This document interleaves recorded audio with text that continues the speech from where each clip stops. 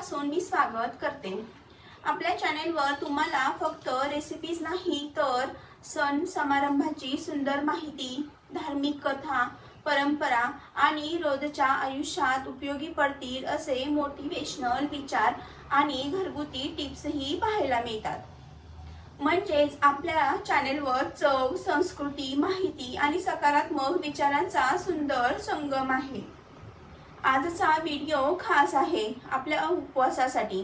उपवास म्हटलं की रोज तेच साबुदाणा, खिचडी, बटाटे, थालीपीठ खाऊन कधी कधी कंटाळा येतो। मग आज मी तुमच्यासाठी घेऊन आली आहे एकदम खास, सोपा, झटपट आणि चविष्ट असा उपवासाचा उपमा। हा उपमा बनवायला अगदी सोपा आहे आणि सकाळच्या नाश्त्यासाठी किंवा संध्याकाळच्या वेळेसाठी छान असा पर्याय आहे। तर चला वेळ न घालवता पाहूया चटकदार उपवासाचा उपमा कसा बनवायचा।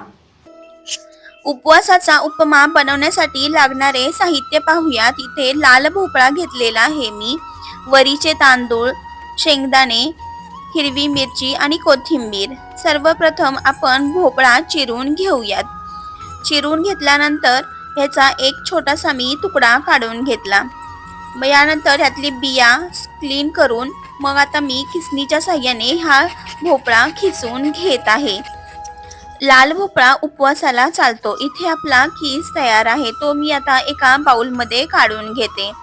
आता आपले वरीचे तांदूळ आपण स्वच्छ असे निवडून घेऊया। त्यामध्ये काही गारा असतात, त्या आपल्याला व्यवस्थित अशा पाहून घ्यायच्या आहेत। मग एका बाउलमध्ये घेऊन मी 2 ते 3 पाण्याने या वरीच्या तांदळाला मी व्यवस्थित धुवून घेते। मग आता आपण पाणी गरम करत ठेवूयात। आपल्याला गरम पाणी इथे लागणार आहे, म्हणून मी गरम पाणी आधी तापवत ठेवले। मग एका दुसऱ्या गॅसवर कढई तापत ठेवली। इथे मी शेंगदाण्याचे कच्च्या घाणीचे स्नेहसत्व ऑइल वापरत आहे। कढई गरम झाल्यानंतर त्यामध्ये मी हे तेल वापरत आहे। तेल गरम झाल्यानंतर यामध्ये सर्वप्रथम आपण कच्चे शेंगदाणे छान असे गोल्डन ब्राउन होईपर्यंत असे तेलामध्ये भाजून घेऊयात। इथे छान असे शेंगदाणे तेलामध्ये तळून झाल्यानंतर आता यामध्ये मी हिरवी मिरची घालते। मिरची तेलामध्ये छान तडतडली की जिरे घालावे। जिरे फुटले की मग यामध्ये आपण किसलेला भोपळा घालावा। मग व्यवस्थित तो तेलामध्ये परतून घ्यावा। लाल भोपळ्याचा किस तेलामध्ये व्यवस्थित परतल्यानंतर यामध्ये मी चवीनुसार मीठ घालत आहे। मीठ घातल्यानंतर छान हलवून घ्यावे व आपण धुवून ठेवलेले वरीचे तांदूळ आता यामध्ये ॲड करायचं आहे। हे घातल्यानंतर पुन्हा एकदा व्यवस्थित असं सर्व मिश्रण हलवून घ्यावे व आता यामध्ये आपण कोथिंबीर चिरून घालावीत। मी कात्रीच्या साहाय्याने मी कोथिंबीर कट करून टाकते, ते मला अगदी सोपे वाटते। उपवासाचा उपमा करताना यामध्ये थोडा जास्तच कोथिंबीरीचा वापर करावा।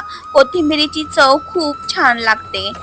मग व्यवस्थित असं हलवून घेतल्यानंतर आता यामध्ये आपण उकळून ठेवलेले हे पाणी यामध्ये ॲड करायचं आहे। थंड पाणी घालू नये, गरमच पाणी घालावे। गरम पाणी घातल्यानंतर ते व्यवस्थित हलवून घ्यावे आणि मग यामध्ये झाकण ठेवावे।